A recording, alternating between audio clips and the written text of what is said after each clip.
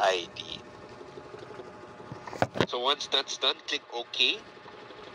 Then, we have now finished yung ID process natin. Now, I'd like for all of us to take note that for yung Philippine passport, it's also required to upload this signature page of the ID. So we must take that photo of the ID page along with the signature page. So you have to add this on the ID card.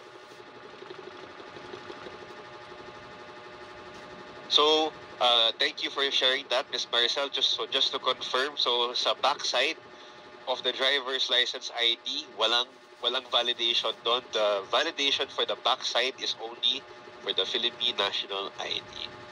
So thank you for that, Ms. Maricel. So I hope I was able to answer your question. And for the others, you may kindly let us know your questions via our Q&A box, and our Academy support and ASG support will be more than happy to help you out.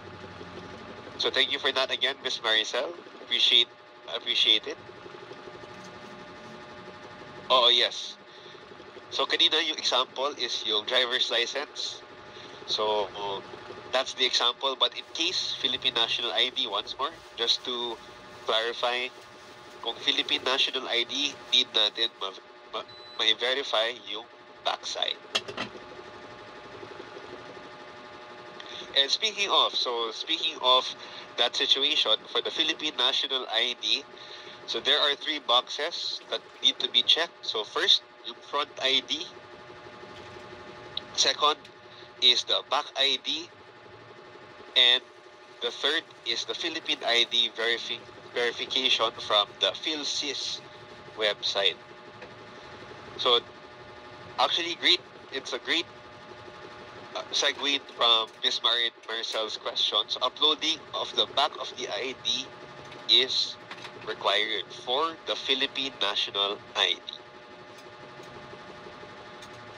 So this is also for the third box, in case you need that information from the website. Here is the PhilSys website for your reference.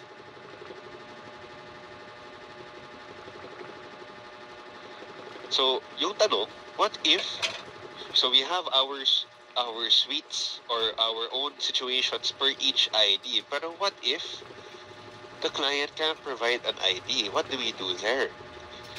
So, we can choose the ID is not available option.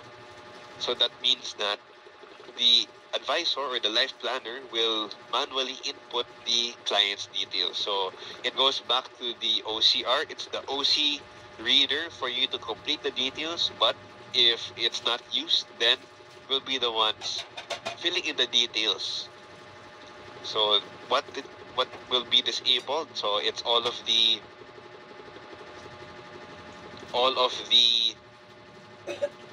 information for the ID will be disabled. So this ID uploading will be required in the e-app section later on, because this is the face-to-face version. So later on, when you're in the e-app, this will come up again, as we're all familiar with.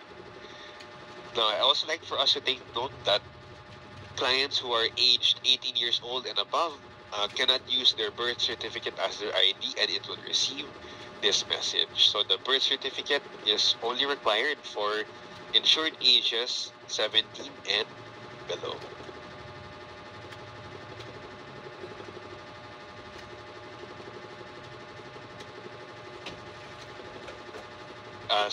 Thank you, Ms. Josephine. So just a quick flash of the previous slide.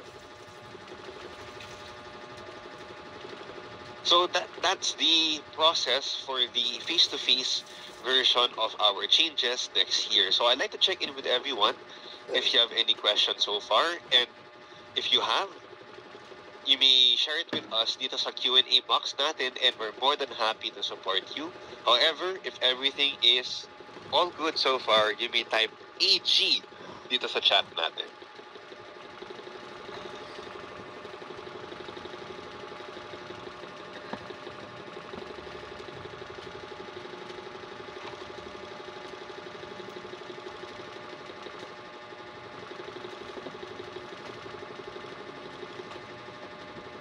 So thank you for dropping your AG sa chat natin. So again, a few more moments. So in case you have any questions, we're more than happy to support you sa Q&A box natin.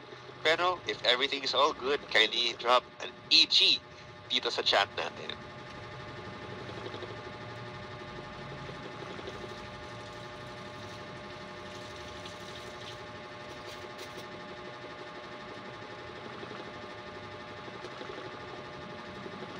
Alright, thank you my dear friends for letting me know that this face-to-face portion is all clear so far. So punta na tayo. Kung may face-to-face tayo, syempre meron ding remote version.